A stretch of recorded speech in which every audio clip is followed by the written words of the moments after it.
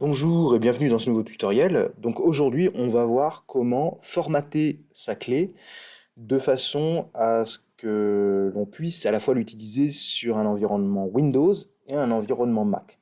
Parce qu'effectivement, parfois on peut constater qu'en mettant sa clé sur un Mac ou inversement sur Windows, on s'aperçoit qu'on ne peut pas euh, copier-coller des données de la clé vers l'ordinateur en question.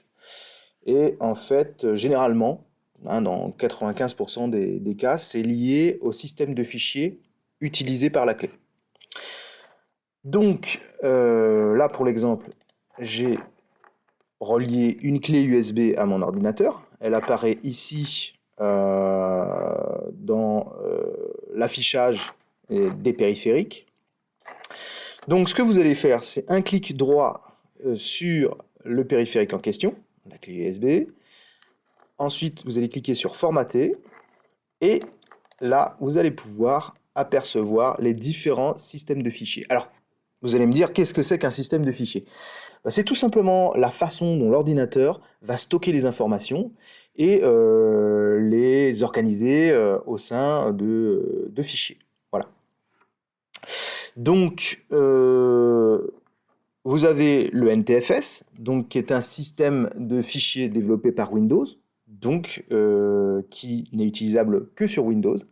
Ça veut dire que si votre clé est en NTFS, vous ne pourrez pas copier-coller des données depuis un Mac. Voilà. Donc l'alternative à tout ça, ben, c'est tout simplement de passer par le système de fichiers EXFAT, voilà, EXFAT, qui permet justement d'opérer cette compatibilité. Voilà, c'est un système de fichiers qui est à la fois compatible Mac et PC. Donc voilà, ce que je vous encourage à faire, c'est systématiquement formater vos clés USB en EXFAT de façon à ce qu'elles soient interopérables, que ce soit sur Windows ou sur Mac.